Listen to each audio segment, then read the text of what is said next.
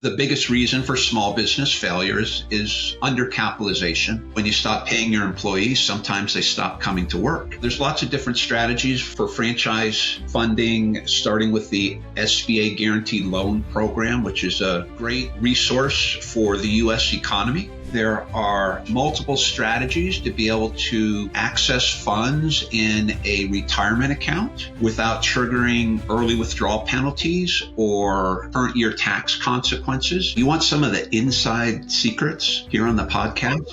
Welcome to the Franchise Champion Show. I'm your host, Alan Regala, CEO and founder of Athlete to Owner Franchise Coaching. I was a D1 athlete and used the principles of high-performance training to build and sell a multi-million-dollar franchise business. And now I want to help others do the same. So let's go. Today's guest is a colleague and friend of mine who has been in franchising for over 30 years.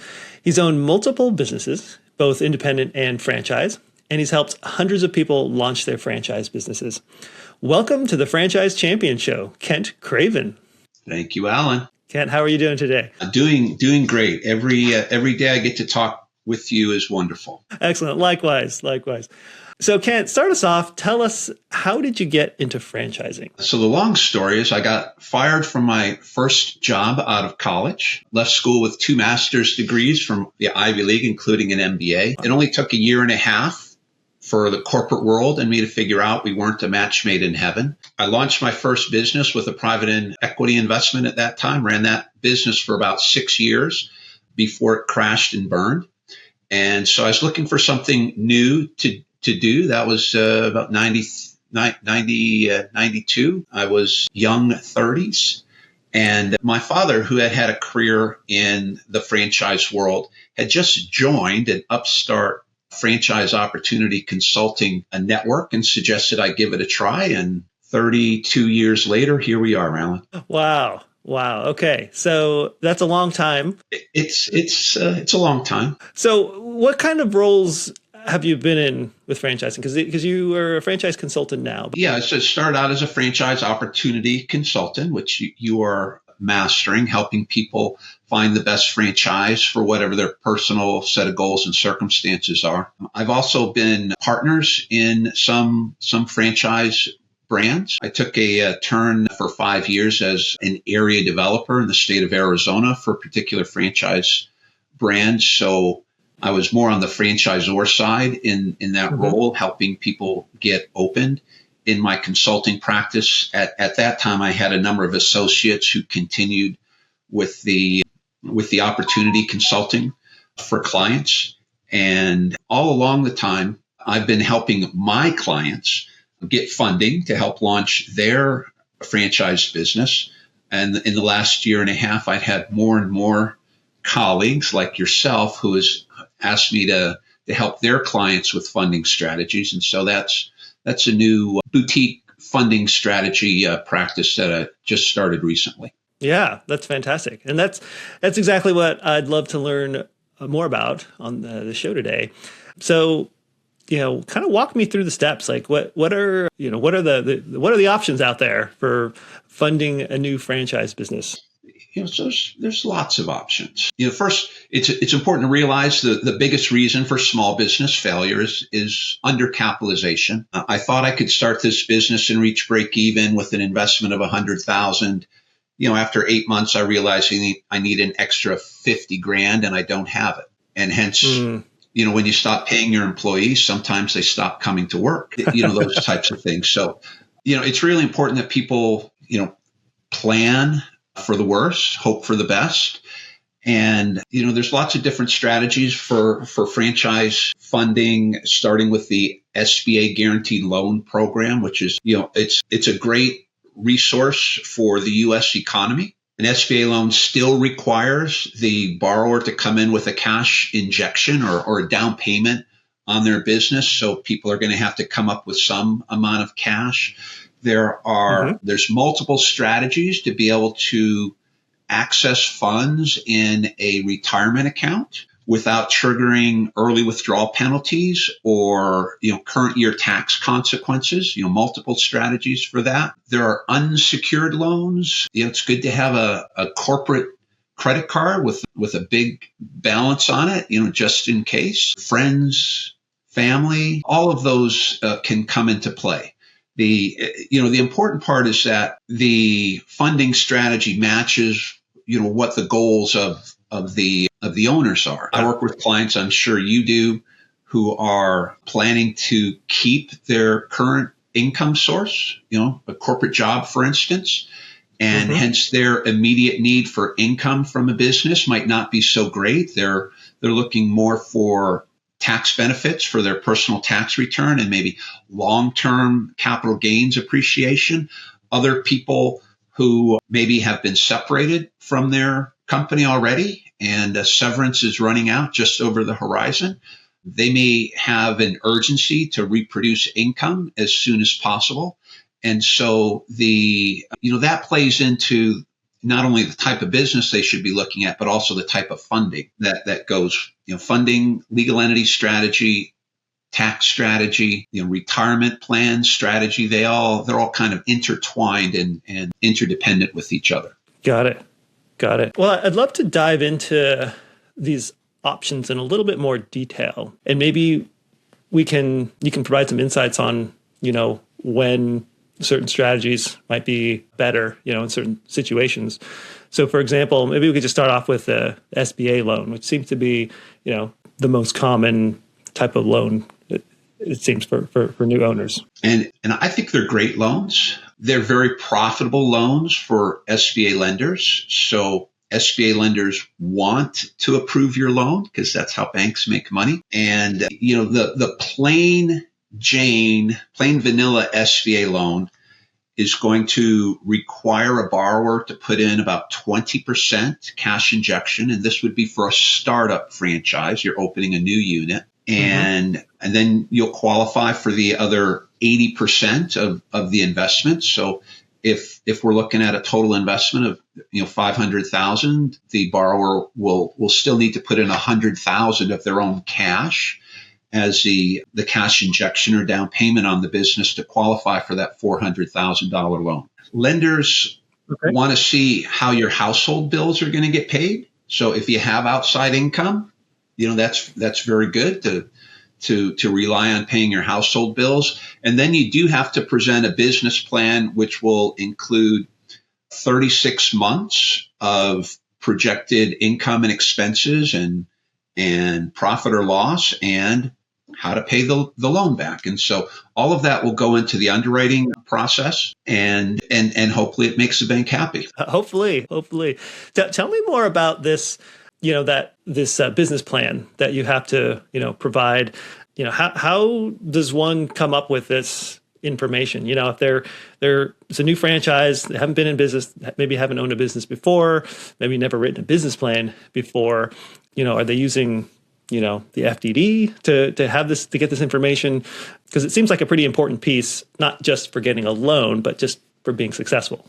So you want some of the inside secrets? I would love some inside secrets. So a business owner can have multiple business plans or multiple sets of forecasts and pro forma. Of course, you can have your best case, your expected outcome. You can have your best case. You can have your worst case. Then you want to have your pro forma for the lender. And so the pro forma for the lender just has to be good enough to get the loan. And you don't have to pull out all the stops and say, this is our best case scenario. And because there's the chance that you'll have to defend the numbers that you're presenting to the bank. And so it's okay to sandbag a little bit in your projections for the bank, but just enough so that, all of the little ratios that underwriters, bankers need to see, debt service coverage ratio, liquidity ratios, that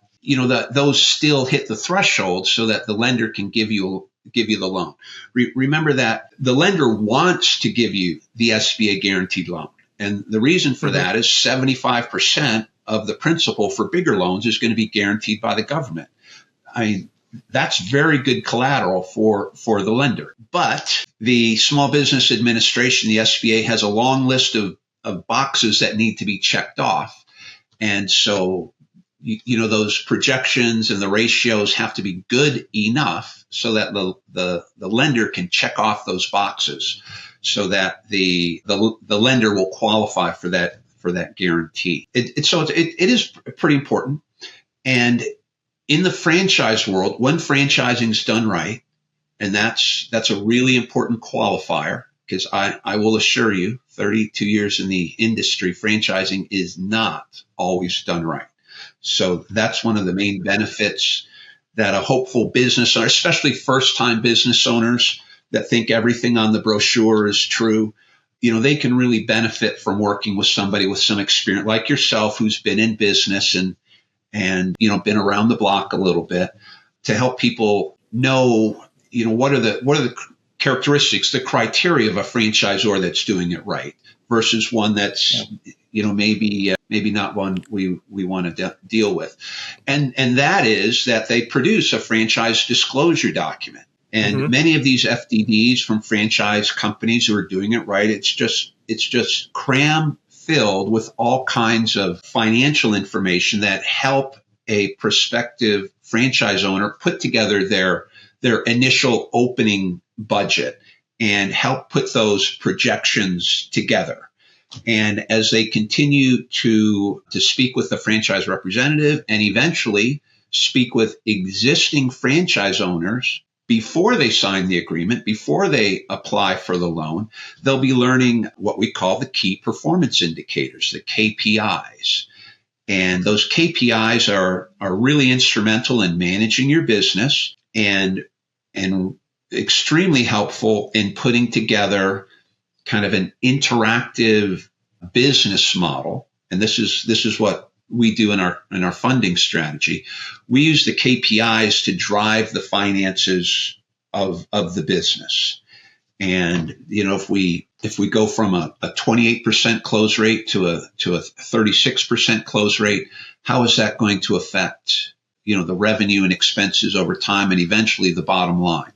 And we can play it when we do it. What if games? What if we're really good on this KPI? What if we're not so good? And how do those numbers percolate through the finances of the business? So that's really important. And so when we put together a package for the lender, there's a spreadsheet with all of these numbers. And just as important is the set of notes that go along with the projections and tell the underwriter, where did the data come from? What is this KPI and how does it relate to the finances of the business? And how does all the arithmetic work and how does the calculations work? So, a recent package we did for a client, I think there are 6 pages of notes that went along, 42 different notes that went along with the pro forma to explain exactly where all the data came from. It came from. It's a lot of notes. Table 2 of item 19 of the FDD on page 346. And so this data is available and when accessed, allows people to put, really good financial projections together versus my first business, which was a complete startup from scratch, green field. I didn't have a clue what was a good projection or what this expense was or what were the key KPIs. That's all something that you learn as you're developing your business systems. And boy, learning in the business world can be expensive. That is for sure. Even for some guy with 2 master's degree from the Ivy League. And so again, the franchise business, when it's done right, here's a blueprint or a roadmap for financial success. And getting back, so we have our notes, and then the business plan is the steps that the owner needs to take to make the numbers become true. Okay? So this is what you need to do as a business owner. You need to spend $6,500 a month in the right marketing programs to drive the revenue. Spend $3,500 a month, and guess what, Alan? As you know, that could be a death spiral. Ratcheting down. You actually have to do the things that you're supposed to do to make the numbers turn out right. When you open a business, it's not like pushing the play button on the old VCR and sitting back and watching everything go. It's more like a stage play where you're actually up on the stage, doing the acting. You have to make things happen. You have to make them happen to make the numbers become true. So those are the real guts of an SBA loan application. You have your business. This is what needs to happen to make these numbers come true. And here's all the notes that, cover the arithmetic and how all of the numbers relate to each other. So that heart of your planning, you should have regardless of your funding strategy. Even if it's, if you're working with the client and I'm helping them with their SBA loan, but there's a competing bank, which is called the Bank of Mom and Dad. And mom and dad just might write them a check for the whole investment. And I'm telling them that if I was the bank, and I've offered to be the bank of mom and dad for my kids, but you know what? I want to see the business plan. I want to know, right, what are the steps that are required to produce these numbers, and then how do you pay back the bank of mom and dad? So whether it's mom and dad or an SBA loan, or you're going to self-fund it with home equity or a retirement funding strategy where there's no bank, you still should have this as a tool to help you run your business. Yeah. That makes a lot of sense. I love that. If you're wondering if franchise ownership is right for you, I'd love to help. As a franchise coach, I work one-on-one with my clients to, 1, find the perfect business match for their goals, skills, and investment level, and 2, help them prepare to be champions in their business. Here's the best part. My coaching services are completely free. To schedule a 15-minute introduction call, visit athletetoowner.com. The link is in the show notes. Now, back to our show. It ties into a question that just came up, which was based on your earlier comment of, making sure you're not undercapitalized, right? And so this obviously is a tool that you can use for that. And how do you incorporate, or do you incorporate, let's say, if you are, you're continuing to work a job, or if you are going full time, but, your spouse maybe has a job and can pay your personal, your mortgage and all the other things outside of the business. Do any of those things come into play with this plan itself, or because, you just to make sure that you have enough? The answer is yes. So again, regardless of the funding strategy, the owner should be convinced that they have a plan to pay their household bills. And in addition, they have a plan to pay the business bills. And, and if you have outside income, if you have a spouse, I have a client, his wife is a high-powered attorney. She makes $250,000 a year.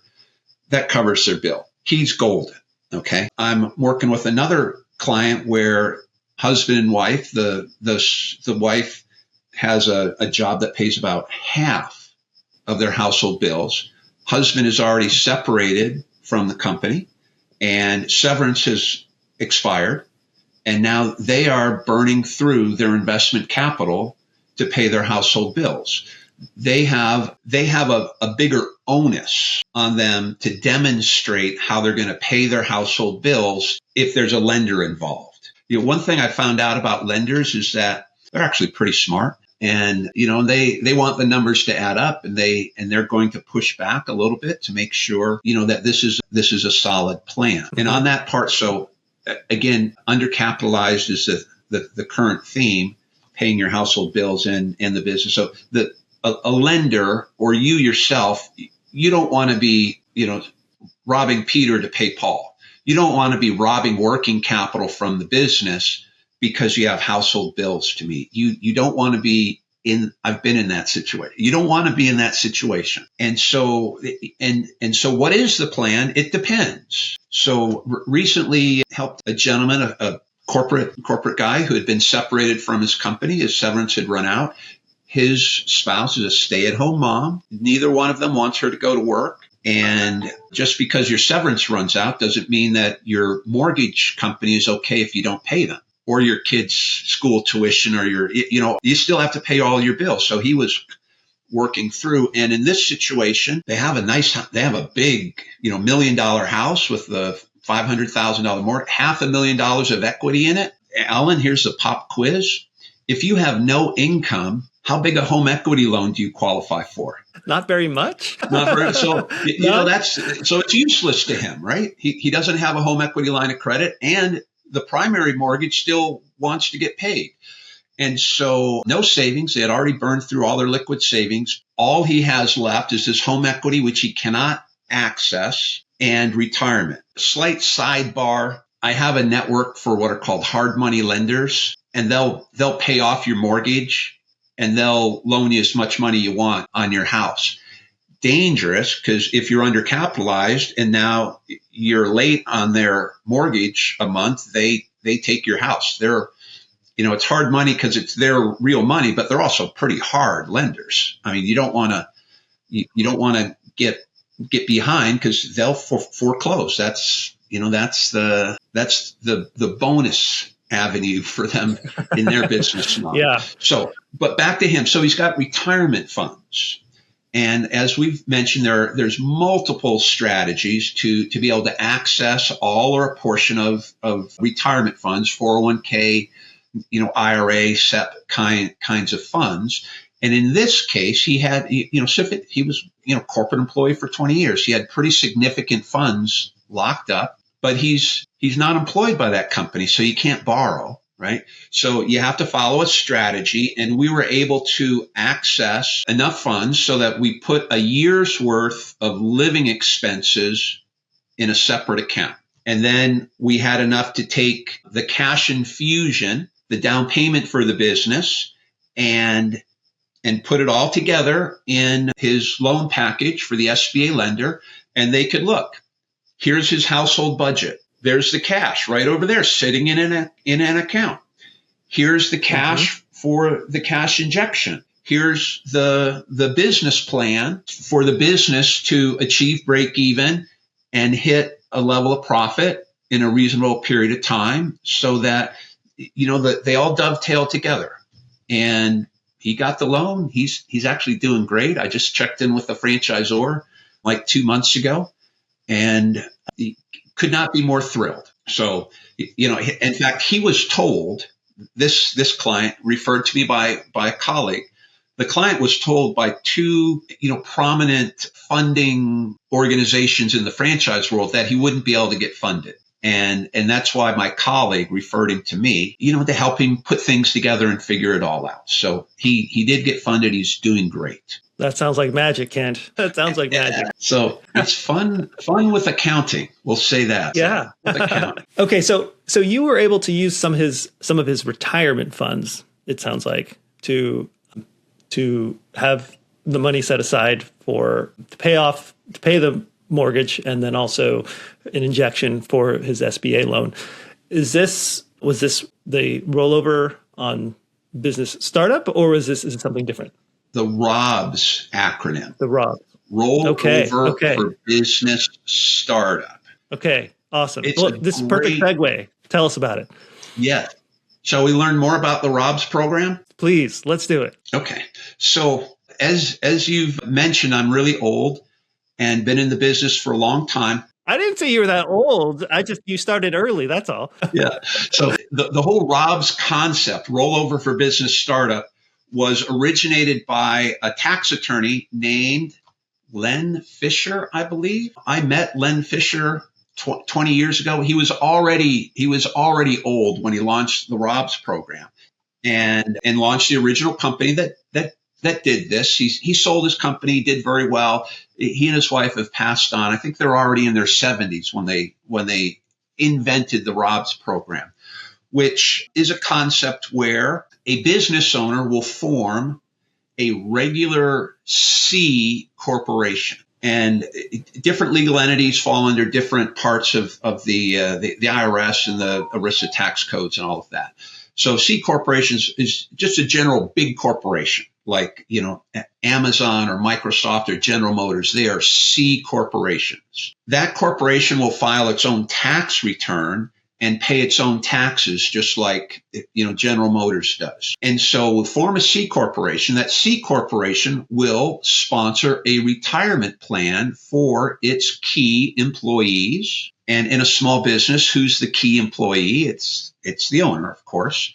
And it can be, one of several types of retirement plans. It could be just like a big business 401k plan, or it could be what's called an ESOP, an employee stock ownership plan, or it could be organized as a profit sharing plan. And each of these different types of plans has their own advantages and disadvantages with them. So we formed our C corporation. We've sponsored a retirement plan. As a key person, I'm going to get hired and I'm going to open an account in the new C corporation's retirement plan.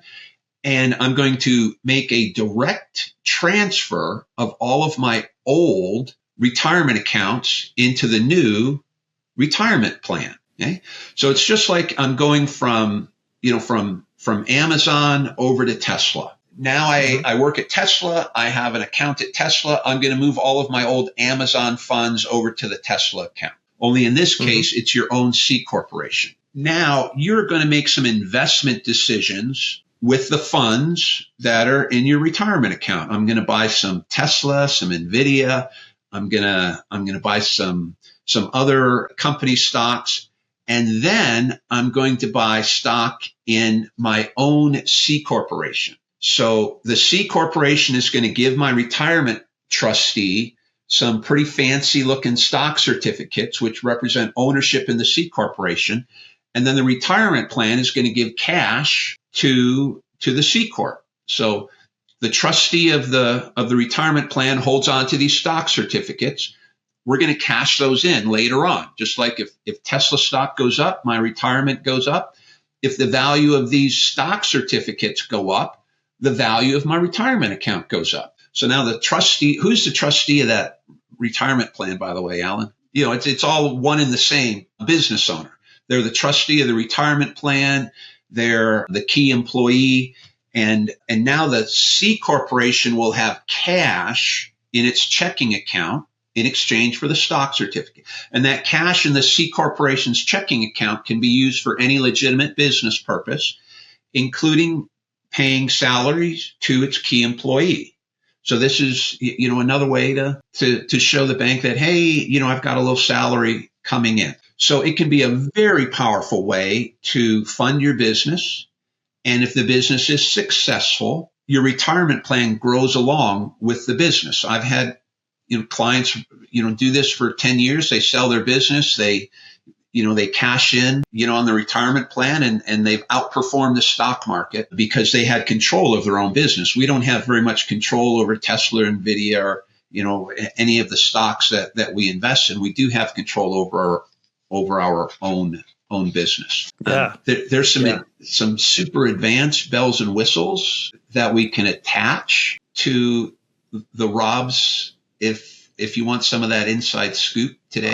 I would love to hear some of this special, more secret sauce on stuff. The Franchise Champion Show podcast. So that's right. One of the disadvantages, and so you don't get this insight just anywhere. You get it from Alan and me. And so one of the disadvantages of the C corporation is that it's not a pass-through tax entity, which an LLC and a C corp are both pass-through tax entities. S corp, right? And that means LLC that and S corp, right? The profit or loss of the business is going to be reported on the owner's personal taxes. Usually they're Form 1040.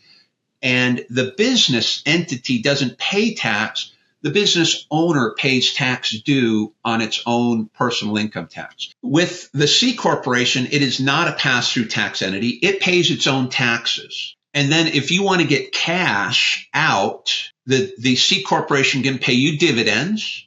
That's how C corporations reward their stockholders. Here's a dividend. But you also pay income tax on the dividend. So this is what's called the double taxation. The C corp pays taxes on the cash profit that it earned. It gives it to you, and then you also pay tax on it. We don't like paying double taxes, do we? No. So here's the honors way to address this problem is that the C corporation can become a member in a subsidiary LLC. The tax laws require the C corporation to be the controlling member, have controlling interest in the LLC. Otherwise, it would be what's called a disallowed transaction. It may invalidate your retirement plan. So you want to make sure you follow the rules. And so the C Corp could be a 51% member of the LLC, or they could be the managing member of the LLC. So they have the controlling interest. They're in charge. That old darn C Corporation is going to force the LLC to do what it wants. Who's running the C Corp again? It's the same business owner. So it's all one and the same. And yes. So the C Corp can have 51%. Let's say it's a husband and wife. They can then both, be 24.5% members for the whole 100%. And now that LLC becomes the operating entity. So we got the cash from old retirement funds through the new retirement plan for the C Corp into the LLC. And now the cash found its way into a pass-through tax entity, all legal. And now you can access some of the benefits of this pass-through tax entity. So first thing is it will eliminate the double taxation. So we're only going to pay tax on our personal income tax. And so depending on the business, the one big beautiful bill has memorialized the accelerated depreciation benefits of the 2017 tax changes. And that allows a small business or any business to expense or write off 100% of the physical and tangible assets when they're put in service. And so what this might mean, for instance, let's say we're going to open a store-based business. It's a health and wellness studio, which are really popular.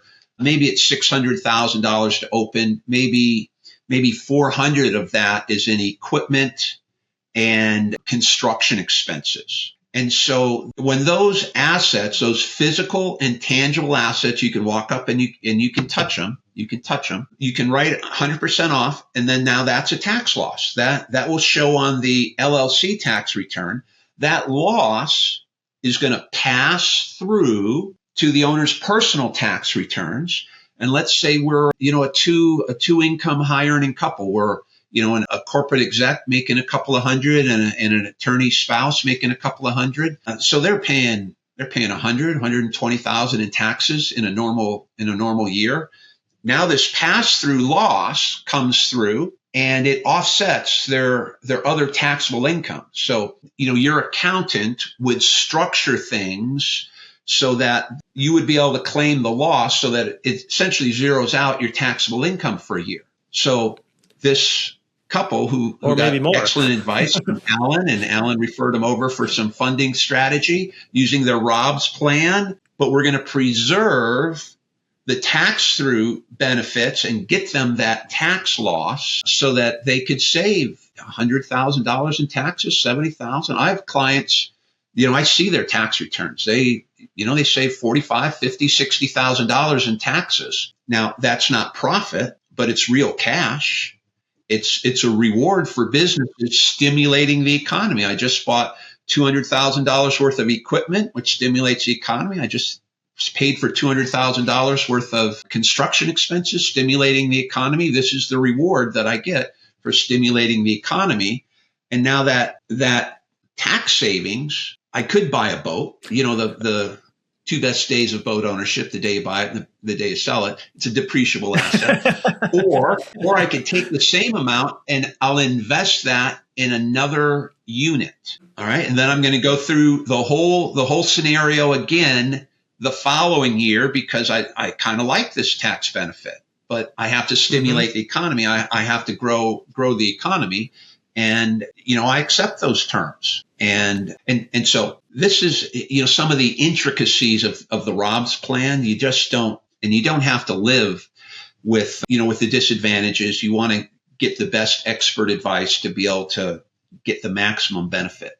And that, by the way, that second unit that you're using your tax savings as the cash injection and you're going to get another SBA loan, that will be in a second subsidiary, and then a third and a fourth. And each of the operating entities can be its own legal entity, which does some other benefits for you. It compartmentalizes any liability. So if you have a slip and a fall or some kind of employment complaint, that's a separate business entity and the liability stays within that business entity.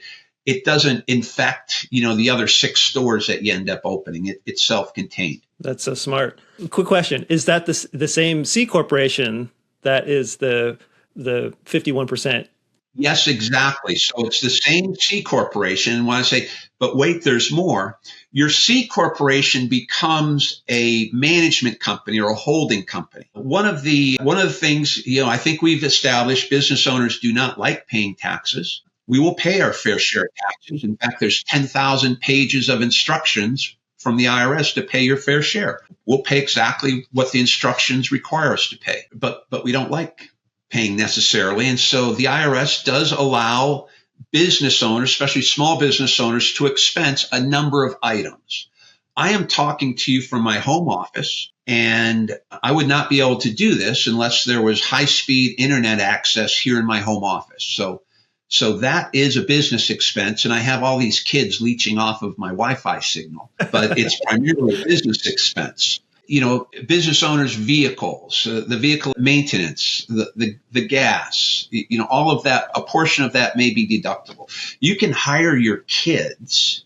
So here's another little tip for your young kids. If you don't hire them, then the labor laws don't apply. You don't have to report to anybody. You can work them 16 hours a day and there's no regulations. Once your kids get older and they wise up a little bit and they want to get paid, there's different ways to pay your kids. Up to certain levels, they can get even back their FICA withholdings. And the wages are an expense deduction to the business, so it lowers the profit of the business, lowers the tax burden of the business.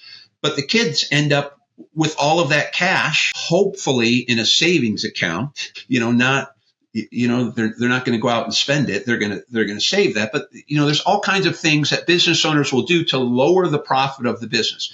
All of those expenses, which I call the garbage expenses, those will be up in your management company in the C corporation. And so the operating businesses, it won't have any of those murky, grayish transactions that the business owner is putting through to reduce their taxes. It's only the absolute required and necessary expenses are going to appear on the operating company's tax return and their financial statements. And what that does for you when it comes time to you have 6 stores, you have 6 loans, and you want to refinance everything into more consolidated debt. Now you can show the pristine profit and loss statements for each of your businesses, which are going to show the maximum profit without them having to worry about, is that a real expense? Is this a garbage expense? Is it an add back, whatever? So it gives you, perfect. And if it comes time to sell, again, a seller's going to want to, so you'll be able to get maximum value for your operating businesses. So that's all the plans. And some of that, you don't need a Rob's plan to do the holding company. You can do that with different LLCs as well. Yeah. No, that is so smart. That is great. One more quick tip on the child labor. If once they do wise up and you're able to hire them and they provide some value for your company, of course, having them invest that money in a Roth IRA is very wise. Yes, because it's all tax-free money up to a certain level, and now it's going to be able to grow tax-free, and it could also be contributed to an educational 529 program as well, specifically for educational expenses, but tax-free as well. The Roth, you might want to let that grow tax-free for 50 years. But if you're expecting to have educational expenses, you might put some in a 529, which, I'm not sure the tax implications when you actually pull it out. I think you can pay the educational expenses without incurring any tax on the distributions as well. So good accountant, Alan has a good accountant. I know good accountants. That's right. We are not tax professionals. Please make sure you go see your tax professional for tax advice. We don't give legal or tax advice. And so we don't do tax, but your accountant is going to help you, figure out how to allocate different things during the year. So, a successful business owner, you got to see your accountant sometime in October and start your tax planning for the end of the year. Now, remember, if we did the ROBS program, there's this retirement plan sitting over there. And this is, my middle daughter, she's learned, hey, Dad, she's going to college. She wants to know what's her financial aid situation. Was it a good year or a bad year? It's, oh, man, it was a bad year. There's no way I can reduce my income enough so that you're going to get financial aid. That's a bad, or it was a good year. Yeah, business sucked. I didn't make anything. You're going to get loads of financial aid this year.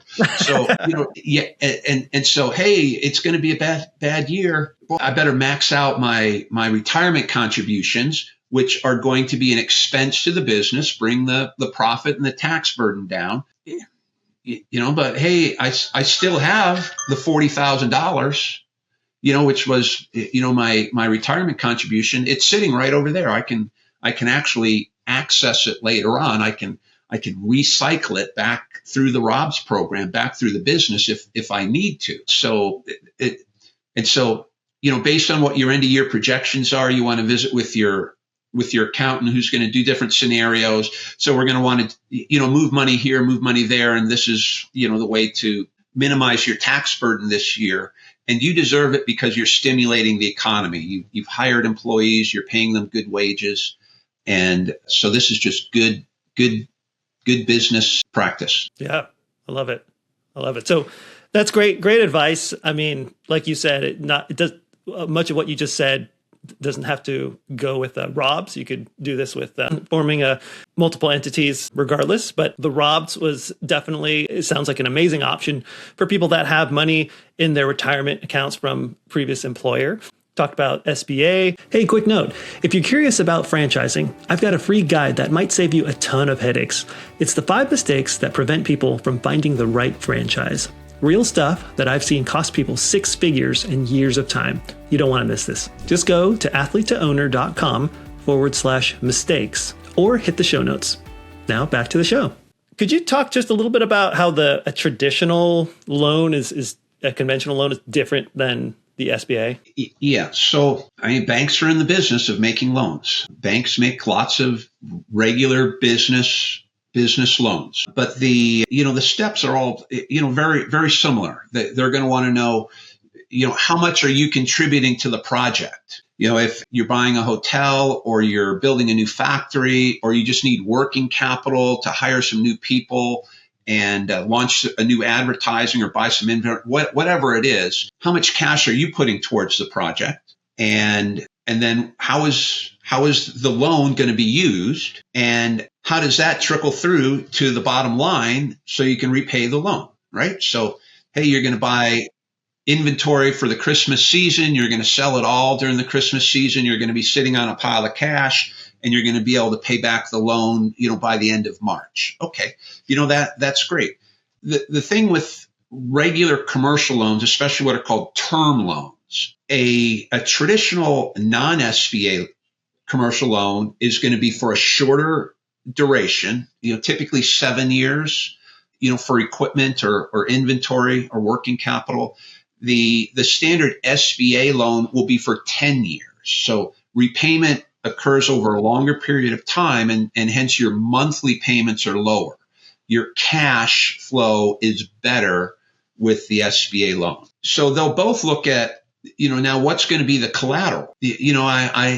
I know you put a lot of time into your projections, but what if they're wrong and you're not able to repay the loan as we expect?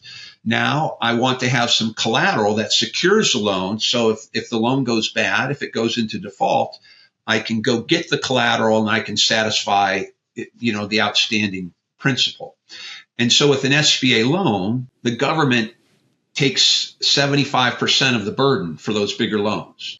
Mm-hmm. For strict, regular commercial, there is no 75% guarantee. So now the bank is going to be looking for the borrower the existing business or the owner of they have 100% collateral, sometimes 120% collateral for the money that they're going to loan you, and over a 7-year period of time.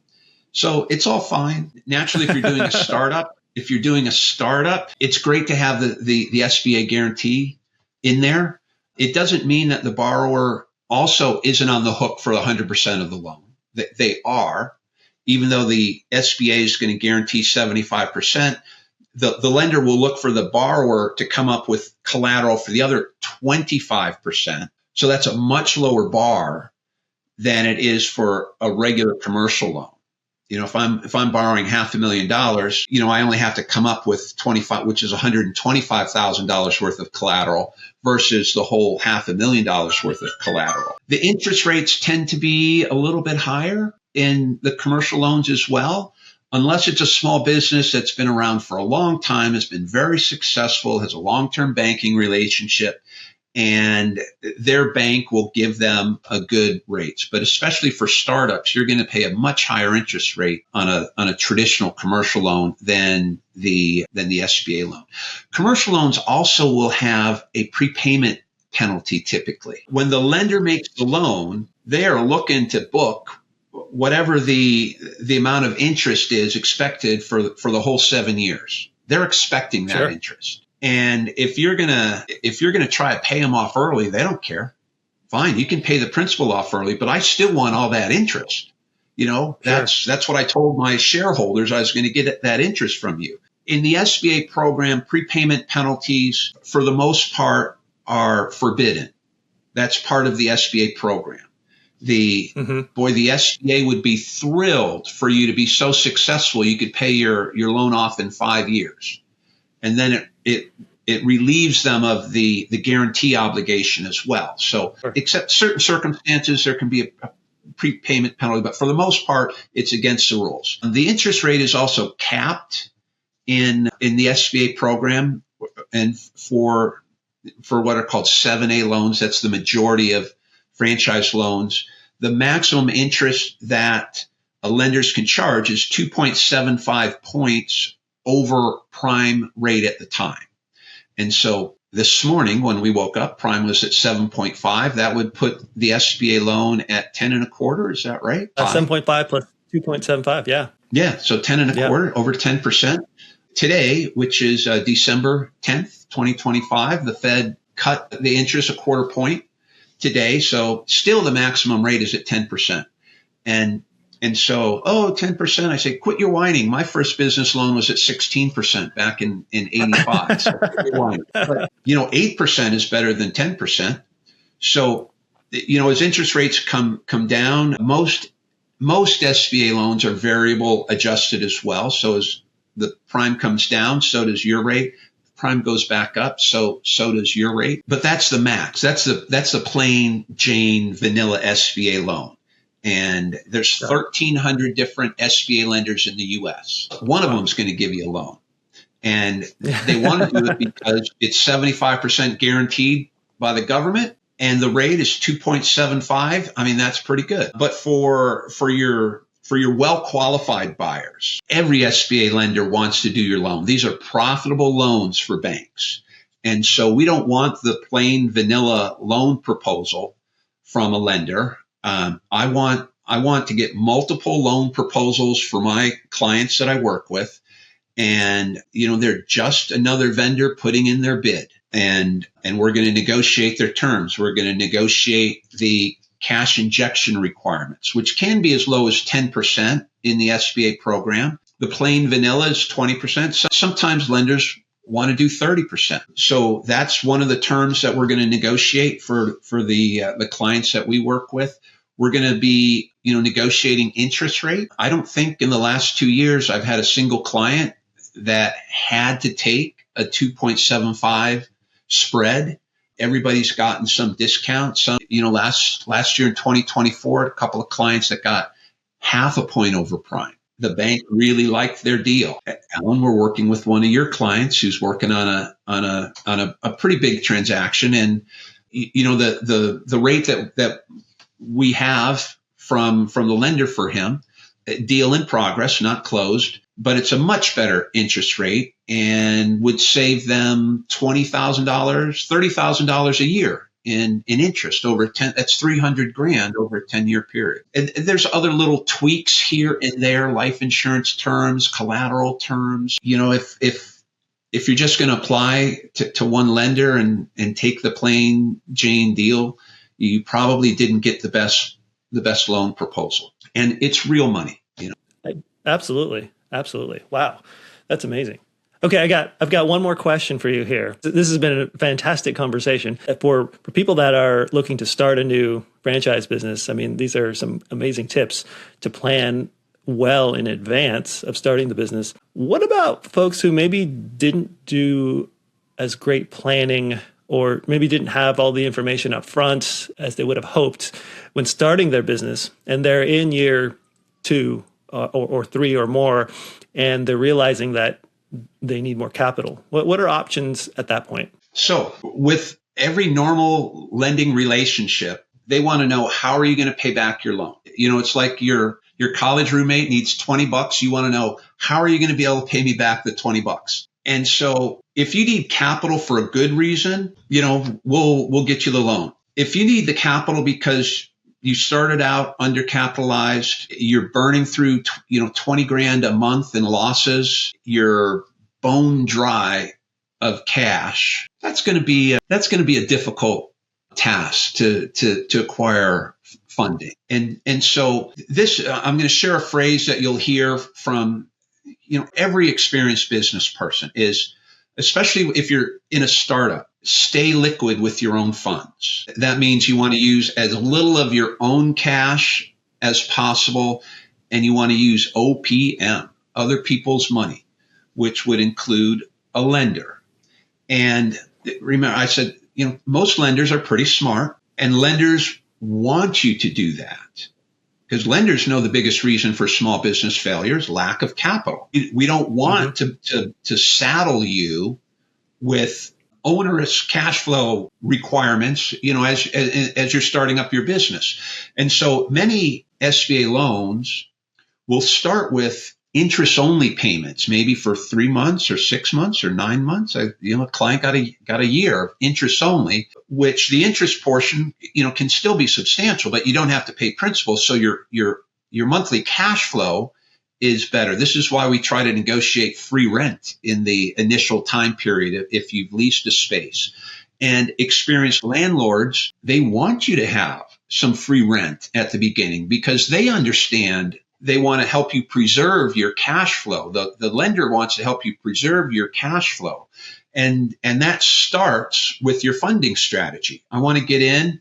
I don't want to put in 30% of my cash towards the project. I want to put in 15% because I want to keep that other 15, behind glass, break in case of emergency money.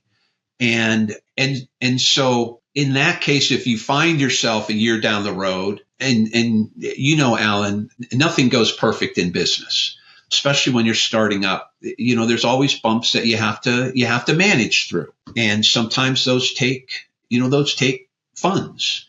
And so you want to keep liquid with your own funds. So if things, don't go as planned, I have those funds. I can put them in. I don't need to go back to the bank and tell them, hey, my projections were all wrong. I'm a bad business owner. Would you please loan me some more money? Yeah. That's a hard conversation to win. That's a really difficult conversation. That's a really tough conversation. So stay liquid with your own money. And then if you need, to cover, you have your own money to put in. And now you've overcome the hurdle and you're sitting on a pile of money bags 2 years later. Now you can take that and pay down the debt if you want. Remember, no prepayment penalties with the SBA loan program. So, hey, I got $200,000. I just don't need it. I'm going to pay down my debt and either shorten the term or reduce the monthly payment. So it gives you flexibility. Stay liquid with your own funds. People should hear that over and over from experienced business people. And then you'll have the flexibility, down the road. Yeah. Yeah, that makes sense. Let me throw in another little plug here if we have time. Yeah, please. So every small business is run by the numbers. If you don't know your numbers, you're in some potential danger. You need to know how your business is running. You need to know your cost of labor, your cost of goods, how much cash is in the bank and expected to be in the bank. What are your receivables? What are your payables? And you need to keep up with your P&L and all of your financial statements. I've done this so long. I've talked with so many business owners. Yes, what's your cost of labor? $15 an hour. They don't have a good grasp. And with a franchise brand that's doing it right, they'll provide some training on how to keep your books. What are the key numbers to be looking at? What you need to have your fingers on all the time, so that ahead of time if you're not going in the right direction. So remember, the business plan is, these are the things that need to happen for the numbers to become true. Now, as you're running your business 6 months later, you need to know what your actual KPIs are. You need to know what your actual numbers are, so you know what action I need to take. And, I say you need correct, accurate, and timely financial information so that you can make correct, accurate, and timely business decisions on which direction to push your business. So they, that business plan, that projection, it isn't just, as soon as the bank gives me the money, that goes in the garbage can. It should be a roadmap for you to run your business. Here's my monthly budgets. Did I hit my budget? Why and why not? And if so, what's the action that I need to take? And, repeat weekly, repeat monthly, repeat quarterly. Remember to meet your accountant in October, because if you do all of those things, we're looking at a good year. Kids aren't getting any financial aid in college this year. It's, so there you go. It's not just at the beginning. You really got to keep your numbers at your fingertips, as I bet you did during your successful career. That's a great tip for people. And I think what you said really, I think, applies to a lot of new business owners, new franchise owners, is not coming from the business world or having a finance background and not really knowing, how to look at a P&L, what are the important numbers for me to pay attention to. And I think, the good franchisors are spending time with their franchisees on teaching this. And, hopefully more and more of, these emerging brands, and every brand should be doing this really up front, so that owners know what to look for.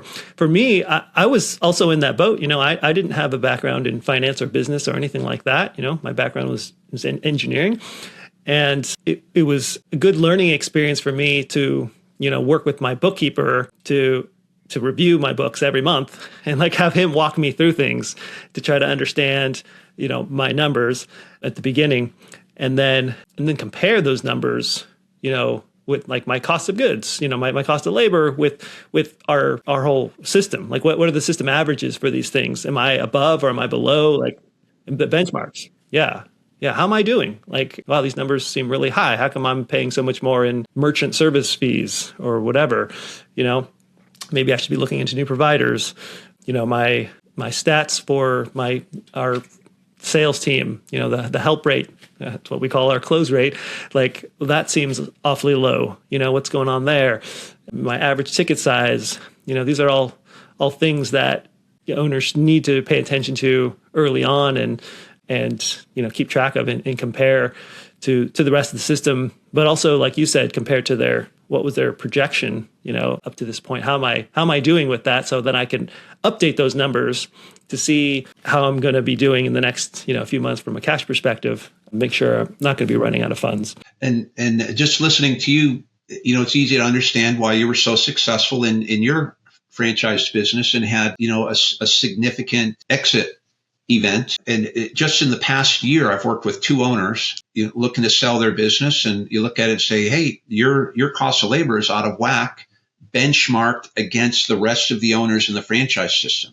They had no idea. And, well, why isn't my business worth more? Well, because your expenses are higher compared to others in the system. So there's the thing that you have to do. And they had let it get out of hand for years because they weren't watching their business. And now they're not going to be able to sell their business for for what they had hoped or expected. Well, fix that, And so we went on a 6-month plan to fix your cost of labor and get it down so that you had higher profit, and that drives the value of your business. Any business owner that doesn't know their numbers, they're giving up value in their business. It's not just getting in, it's during the whole place, and then it's at the exit as well. So you need your correct, accurate, and timely financial information to maximize your return on investment and your exit strategy, as you very ably demonstrated in your own experience. Yeah. Kent, do you have time for one more question? Okay. So, this is great. This is fantastic. I really appreciate this. So for going back to the ROBs, that rollover on business startup, we talked about this being a great strategy for people that are starting a new business. Is this something that can only be done at the start of a business, or can this be done if you've already started a business? And then the second part to that is just how that relates to using an SBA loan if you wanted to maybe combine them. Like, is there a certain order you would use those in? Yeah.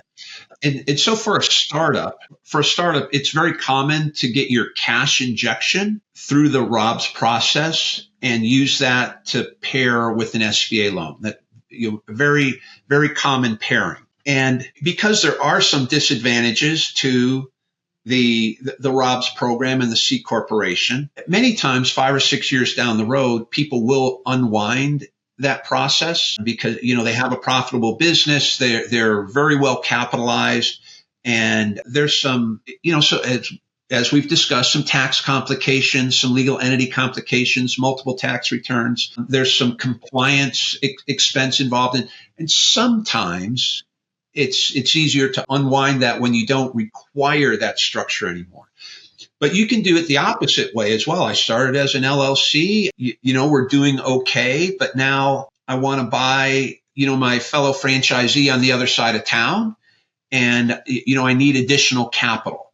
And so you can run, the ROBS program as well. It is a complicated and specialized area of taxation. And so we don't do that. We're the general contractor. We'll refer it out to a subcontractor that specializes in that. And there are some very good vendors that do provide that service. I do want to caution people, don't use your cousin, the accountant, who's going to do this the first time. That's a lot of risk involved. You want to use the experts in this work, and then they'll guide you through on what the implications are of starting it kind of midstream, in parallel with another legal entity. But it can be done. It can be done. Mm-hmm. Okay. Yeah. Okay. There's a couple other strategies with retirement funds if you want the full menu.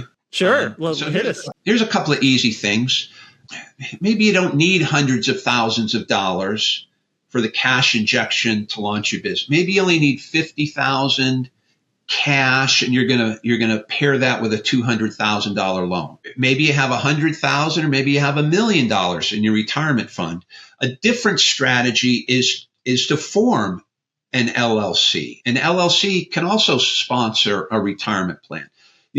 It's best if you make a special tax election for your LLC. An LLC can be taxed like a C corporation. It can be taxed like an S corporation. It can be taxed like a partnership.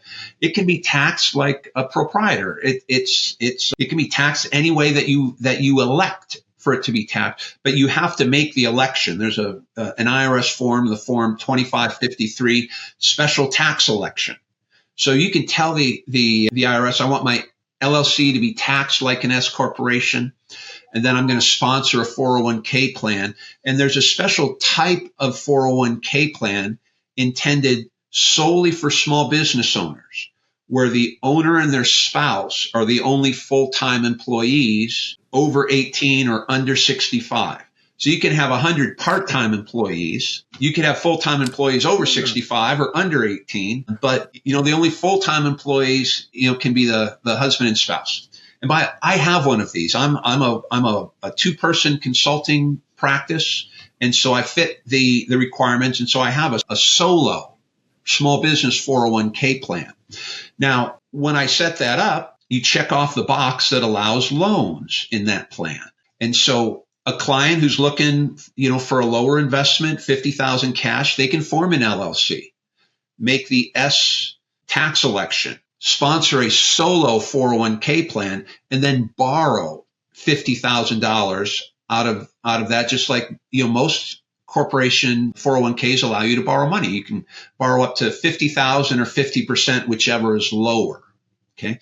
So now I've got my 50,000 cash. It's a loan from the 401k. And so it's a loan. It has to be repaid. It has to be paid back also. So your debt service is a little higher. With a ROBS plan, one of the advantages, no debt service. It's an equity investment. So a little bit different. The solo 401k, you're going to borrow out of it. Now it's about $1,000 a month debt service if you borrow the full 50 grand. But I have the cash, and it's a much faster, less expensive way to access retirement. It could be $5,000 or $10,000 worth of fees to set that plan up, including the compliance expenses for the first year. Not the solo 401k, pretty easy. You can actually get it set up all in one afternoon. It's that easy. And you're rolling over, and that's all I need to launch my business. Now, what if it's a couple, married couple, husband and wife, and they both have $100,000 in an old retirement plan? Now they can move it to the new solo 401k. They can each borrow $50,000 because they're both employees with their own accounts. And maybe 100,000 is the total that we need to launch a business. We have opportunities, for the right person in the right circumstances. There's opportunities under 100,000 that we work with. And maybe we don't need an SBA loan. Maybe we don't need a full ROBS plan. Maybe I'm out of work, but my spouse, still the attorney making $250,000 a year, does qualify from her income only to open a $300,000 line of credit on our $1 million home, with only a $200,000 mortgage. And so, in that, there's a situation where the client is in charge of all of the lending. It's all of their own money. And so they don't need to go SBA. They don't need to do the fancy ROBS plan. We're just going to do the solo 401k plan. But you know what? Even though they're not looking for a lender, do you know what they should do, Alan? What's that, Ken? They should do their own business plan. They should do their projections. They shouldn't loan themselves the money until they've proven to themselves this is how it gets paid back. This is how we're going to pay ourselves back. That's right. What's the plan? How am I going to pay myself back? Yeah, I'd say it's 50-50. People who are going to self-fund like that, 50-50, they do the business plan. They're taken off in the fog without any radar. And, I'm not sure I want to be on that plane. So even if you're going to self-fund, and it might be the best strategy, for different people, they still ought to have a business plan. They ought to know their KPIs. They ought to, close their books every week or every month, every quarter. Even if they can just write a check, they ought to prove to themselves before they write the check, what's the economic prospects of this business, and what are the things that I need to do to make those economic prospects come true. Makes total sense. Whichever way you go, there should be a plan. And there should be a plan. This should be done. Please. There should be a plan. It should be done ahead of time. Know your numbers. Know your numbers. I love it. Kent, this has been a very enlightening conversation. I sure appreciate it. I've learned a lot. I know our guests, our listeners have learned a lot as well. Appreciate you being on here, and congrats on being a franchise champion. I'll take that. You are, Kent. You are, for sure. I'm serious. Every day I get to talk with Alan is a good day. So thank you for the invite. And hey, if you need advice, Alan is your man. He's done it with his own money, and he has all the resources to help somebody be successful. I appreciate that, Kent. And this is where, why I connect clients with you for advice on funding, because clearly you are an expert in this field and lots of experience and just, know how to get it done, how to get people funded. So thank you. Now that you understand how to fund your franchise, you need to make sure you're choosing the right business model for your lifestyle. I break down the 4 specific paths you can take in this video right here. Click it now to see which one fits you best.